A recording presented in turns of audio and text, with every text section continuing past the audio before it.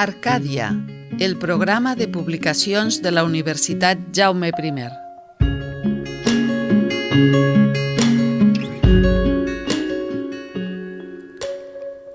En finalitzar el primer semestre de cada curs, passades les festes de Nadal, els estudiants, principal motiu de l'existència de les universitats i base fonamental de la piràmide que construeix el coneixement i l'ensenyament, estan pendents de fer els exàmens que hauran de superar per continuar en condicions òptimes el seu periple formatiu.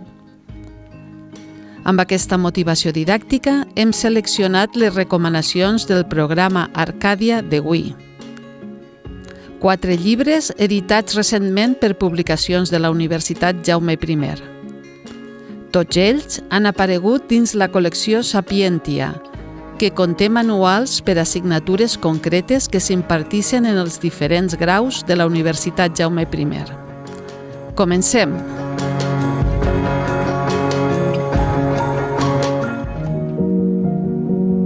Novetats editorials. La col·lecció Sapientia, amb 190 títols publicats des de 2008 fins al 2024, que en són moltíssims, té la particularitat que s'ofereix exclusivament en edició electrònica, d'accés obert i descàrrega gratuïta, sense cap mena de registre previ ni restricció. I el més notable és que aquests llibres, en formats digitals, sense impressió, han estat editats segons els estàndards ortodoxos del sector, és a dir, han estat revisats els continguts per personal expert extern a la Universitat Jaume I, el que s'anomena revisió per parells o peer review en anglès, i corregits i maquetats professionalment. I com a tal, es consideren llibres a tots els efectes i estan codificats amb ISBN i DOI. Hem seleccionat 4 títols recents de diverses àrees, però recomanem encaridament que reviseu tot el fons de la col·lecció, que s'estructura en 4 sèries, en consonància amb els 4 centres on s'imparteixen les assignatures a la Universitat Jaume I.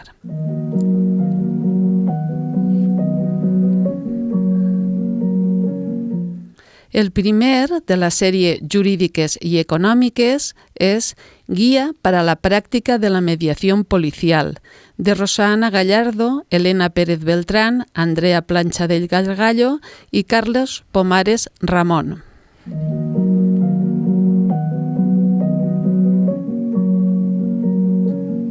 El segon de la sèrie Humanes i Socials, Filosofia i religions en la societat global, de Maria Medina Vicent.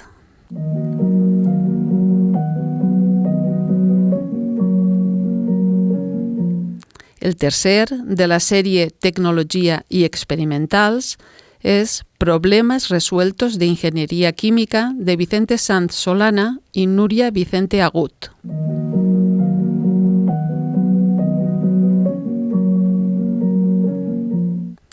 I el quart, de la sèrie Salut, Programes de salut en infància, adolescència i edat reproductiva, d'Àgueda Cervera Ogasc, Immaculada Fabregat Julve, Víctor González Jordà i Desiré Mena Tudela. La col·lecció Sapientia es va posar en funcionament coincidint amb el Dia d'Internet i el Dia Internacional de les Telecomunicacions i de la Societat de la Informació, i, com hem dit, publica manuals docents en línia i en obert, de lliure accés amb llicència Creative Commons perquè qualsevol docent, estudiant o persona interessada autodidacta els puga utilitzar. Va rebre la menció especial del jurat a la millor col·lecció en els premis que anualment convoca la Unió d'Editoriales Universitàries Espanyoles l'any 2012.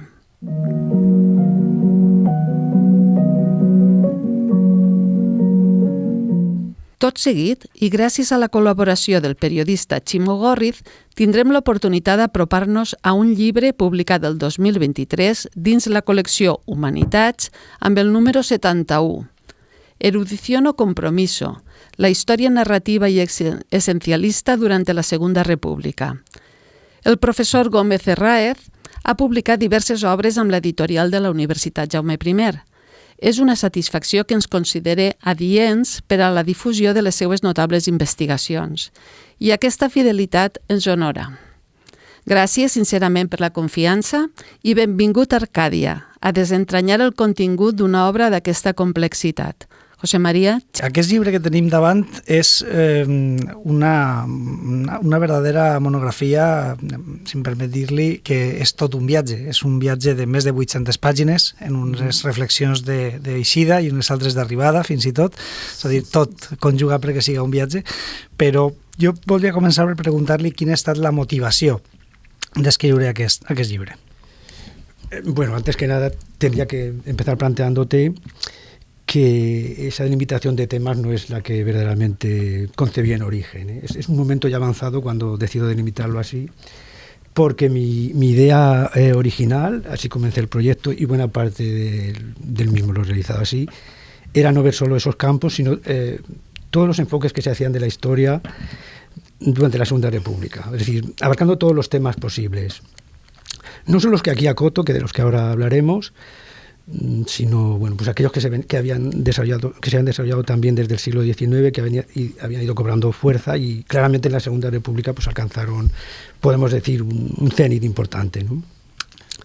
Y luego además también era ver, no se trata de un trabajo de historiografía, no era solo ver ni básicamente historiografía, es decir, tenía que tener en cuenta la historiografía, pero no es un enfoque sobre los trabajos de investigación que se hacen en el medio universitario, en el medio académico en general, sino que trataba de ver todas las aproximaciones que se hacían al pasado en cualquier medio.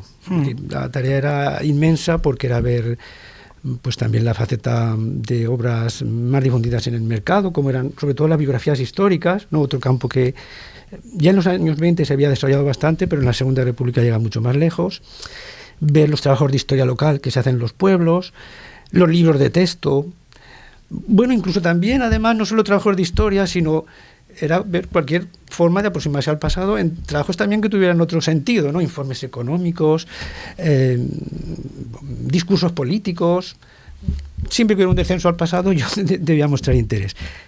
También la prensa, aunque en este caso sí que desde un primer momento ya pensaba que iba a ser pues solo una muestra pequeña la que iba a coger, porque aquí en este medio, en la prensa, las consideraciones históricas son también muy amplias, pero muy dispersas, eran un número de periódicos, entonces ahí no quería llegar muy lejos. Pero bueno, lo que te decía es que llega un momento que, aunque en cada campo yo me iba a centrar en unas obras sobre todo, no es que, claro, fuera a verlas todas por igual, pero aún así la tarea era inmensa y la dimensión fue muy amplia y terminé por acotarlo en estos dos campos, Sí. Bueno, no sé si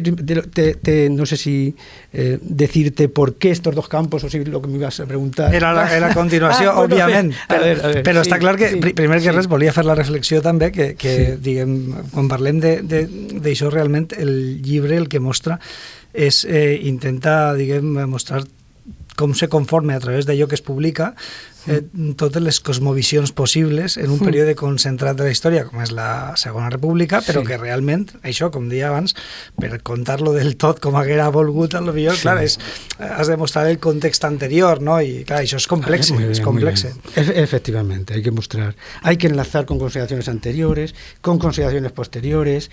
Durante la Segunda República se editan por primera vez obras que se habían editado antes, las dos cosas, es decir, se editan por primera vez obras que no se habían editado, pero que se habían confeccionado bastante antes, incluso durante la segunda década del siglo, y luego se reeditan muchas otras también. Aparte, pues también se traducen obras del exterior, y todo eso también lo contemplaba, es decir, no de manera exhaustiva, pero son obras que tienes que consultar necesariamente, ¿no? Expliquem aquestes dos línies, diguem, que selecciona, no? Perquè són, bueno, ja són de si mateixes, diguem, són grans rius, no estem parlant de cap afluent, estem parlant de grans rius. Claro, sí. Bueno, la historia, ¿por qué la historia narrativa y la historia esencialista? El concepto historia narrativa es muy común, también se puede hablar de historia factual, porque es una historia concentrada en hechos y personajes, o en la época también se llamaba historia externa. el concepto de historia narrativa, historia esencialista es más acotado, menos difundido. Ante todo, en el libro es más la historia narrativa la que trato, porque la otra, aunque sí que también tiene, digamos, su apogeo, un nivel importante en esta etapa, no deja de ser especial y algo secundaria.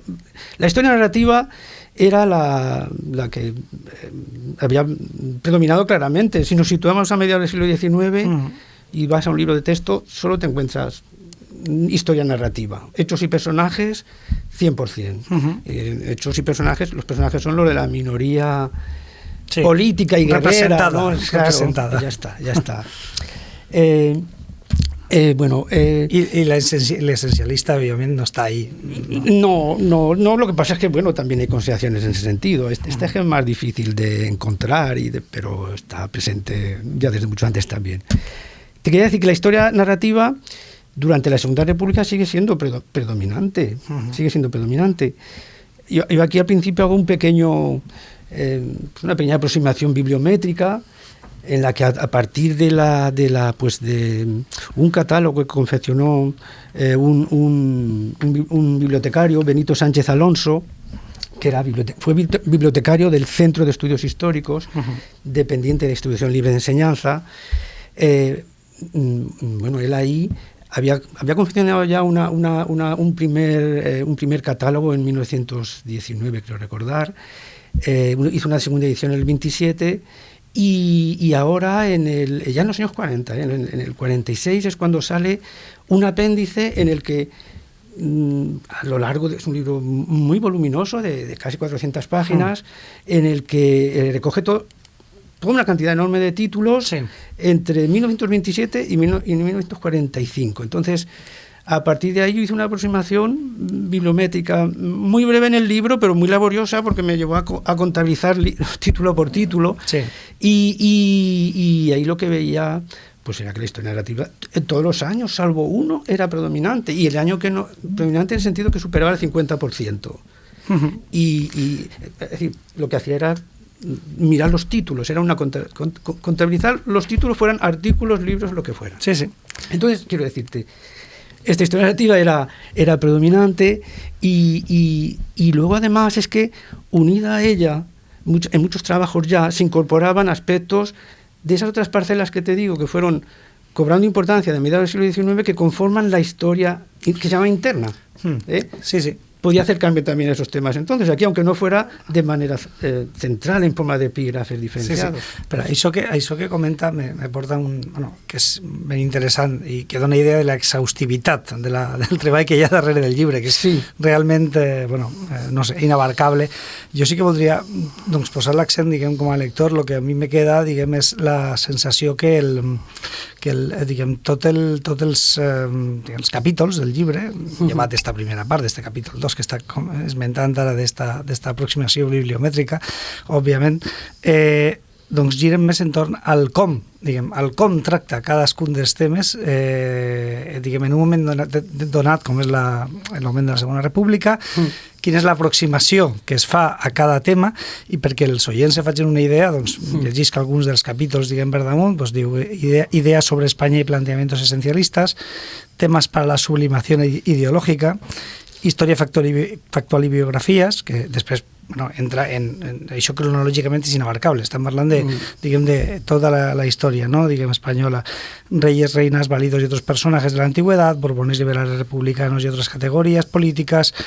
I fins i tot acabem parlant dels jocs per a la història, de les senyes locals d'identitat. Això, avui dia, el lector mig està preparat per a assolir-lo bé, perquè és ben complicat, perquè estem parlant de que vostè fa una aproximació, una descripció de cada cosa i evidentment s'endinsa en l'anàlisi, però per entendre el passat sempre, per entendre el present sempre hem d'entendre el passat, i això porta moltes reflexions. Sí, verdaderamente lo que me dices, y más en unos tiempos en que la historia pues ha perdido importancia relativa y la población en general no tiene tantos conocimientos de historia. Bueno, hay excepciones, hay sectores que sí, pero en general el conocimiento no es tan amplio. Bueno, la verdad es que una de las razones también enlazando con lo que decías antes, que me llevó a seleccionar en primer lugar estos apartados, es que la historia narrativa es más fácil de digerir dentro de lo que cabe que esas historias especializadas también, ¿eh? Perquè estem més acostumats. Estamos más acostumbrados, es más sencillo porque al final son vidas, estamos hablando de biografías de personajes célebres, todos ellos no son las vidas comunes, ¿no?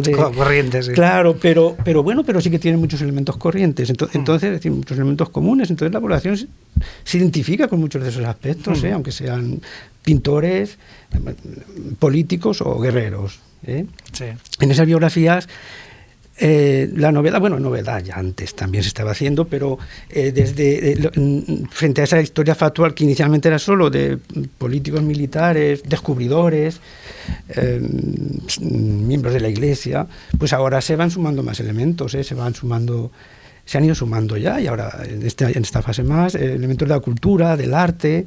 Entonces, aquí básicamente, enlazando con la tradicional historia factual, yo me detengo más aquí, en esta parte, en las biografías de políticos, militares, es lo que más me detengo, ¿no? Pero, sí.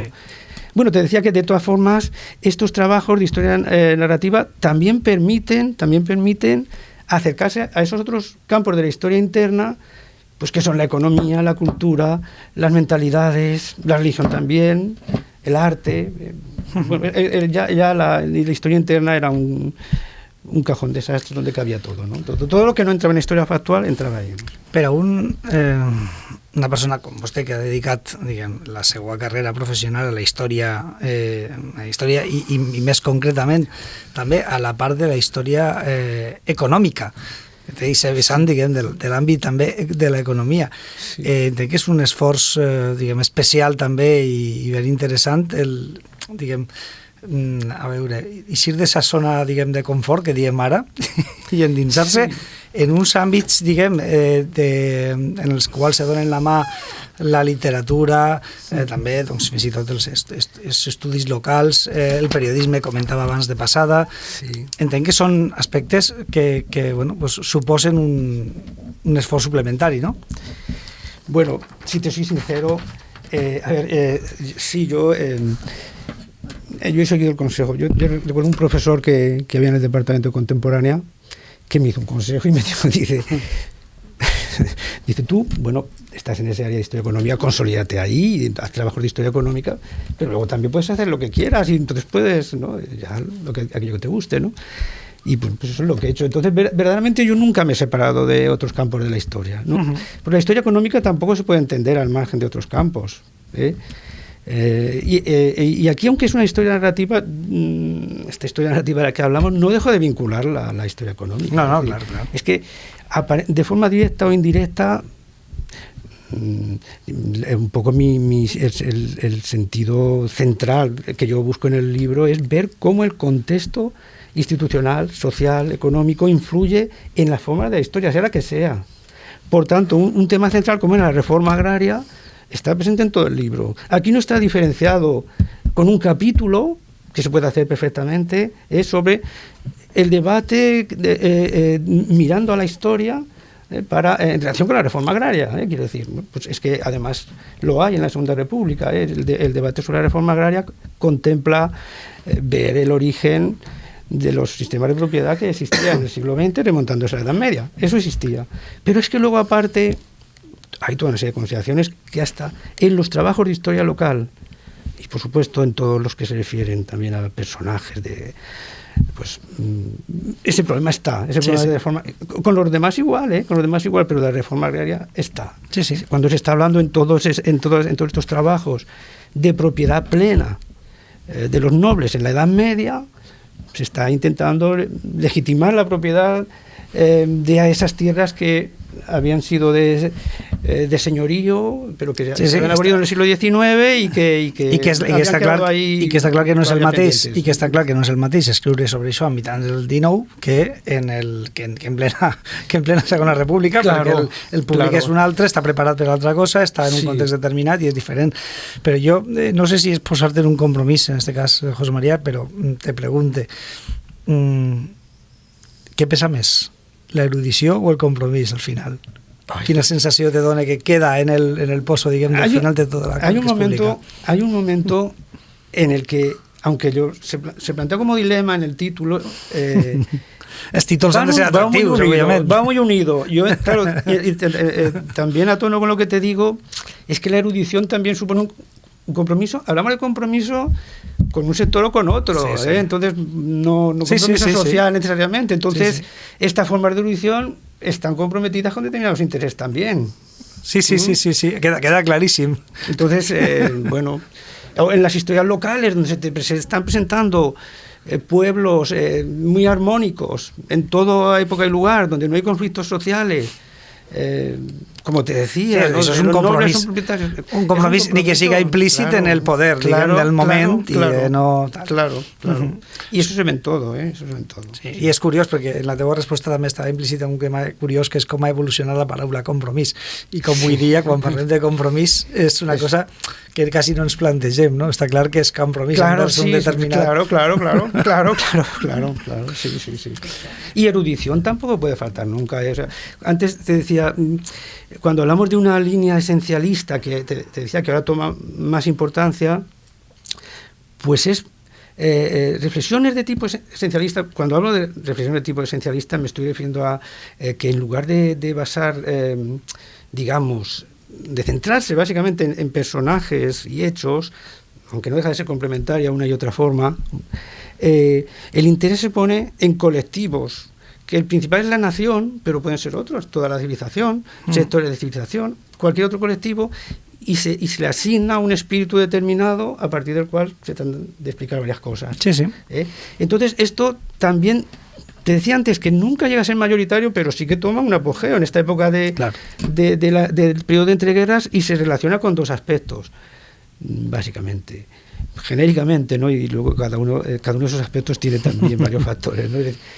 Un lado es que la etapa de entreguerras es de una gran inseguridad general. Sí. El punto de partida en la Primera Guerra Mundial, y luego las dificultades económicas, el ascenso de los fascismos, y esas etapas de inseguridad... Un moment d'incertesa absoluta. Claro, que llevan más a pensar en lo trascendente al final, y en esas cuestiones. Claro. Pero hay otra cuestión que tampoco se puede olvidar, que es que las tensiones de clase llegan a ser muy altas, que la conciencia social llega a ser muy alta, sobre todo a partir de la Revolución Rusa, al margen de que se comulgue más o menos con la experiencia de la Revolución Rusa, ¿no? Es decir, pero impacta y bueno, las tensiones de clase son mayores, y entonces estas fórmulas de esencialistas lo que hacen es que se están poniendo el acento en que se están sustituyendo la idea de clase por esa comunión nacional, de civilización, en fin, otra serie de aspectos, ¿no? Sí. Ens queden només 2 minuts, perquè la ràdio vola el temps, però jo no voldria deixar-te anar, José María, sense preguntar-te què ha après l'autor escrivint el llibre. Yo he aprendido mucho, Sí, claro, bueno, yo he aprendido mucho porque... Per exemple? Bueno, mira, te voy a decir una cosa, ¿cómo te diría? Al final tú tienes un programa, pero el plan cambia mucho, no solo ha sido de imitar los temas, ha sido mucho más. Es un viatge, diem al principi. Yo, mira, claro, entonces son muchas cosas, porque estás viendo no solo de la época, sino luego autores que tratan actualmente la época, hay muchos puntos de vista, entonces aprendes mucho. Entre otras cosas te voy a decir una, ¿no? Yo digo, el libro al final me ha resultado muy hazañista, vamos a decir, sin yo pretenderlo al principio. Es decir, yo desde el primer momento ya diseñé un punto sobre hazaña.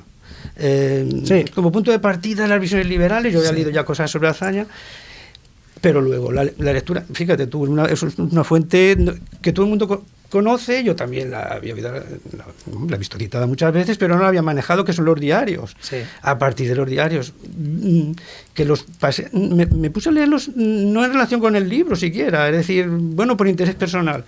Luego vi que lo podía utilizar y finalmente, bueno, pues es que me llevó a ahondar más en hazaña y al final incorporé una serie de reflexiones. Mira, ¿no? Ya ves, descubrí el Mediterráneo, descubrí hazaña, ¿no? Pero yo, bueno, pues lo pude incorporar. No te digo de otras figuras como José de Leito, un profesor también de la Universidad de Valencia, voy a terminar enseguida, pero sí. Del que aquí sí que es la fuente es inédita. Descubro por puro azar unos apuntes de un alumno de Valencia, de sus clases, y esto sí que era inédito totalmente. Eso también me hizo ahondar más de Leito, del que también tenía un apartado ya redactado y todo, ¿eh? Esto me llega después de tener un apartado ya lo mismo, ¿no?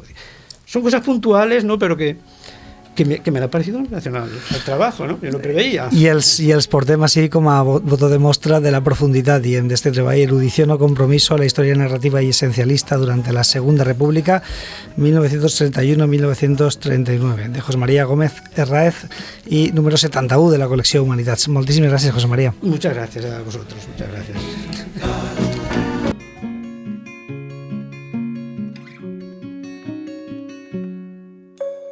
I per tancar el programa d'avui, el company Pablo Gual ens comentarà les novetats pel que fa a les revistes científiques i de divulgació que s'editen a la Universitat Jaume I.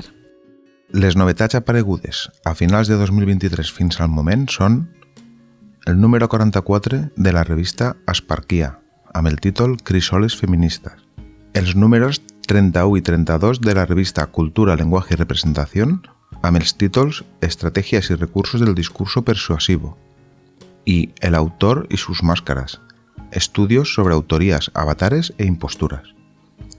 El número 38 de la revista Diferents, revista de museus.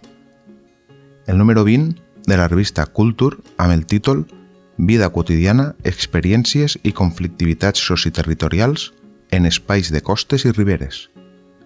El volum 16, número 2, de la revista Language Value. El número 55 de la revista Millars amb el títol El imaginario cristiano en el audiovisual.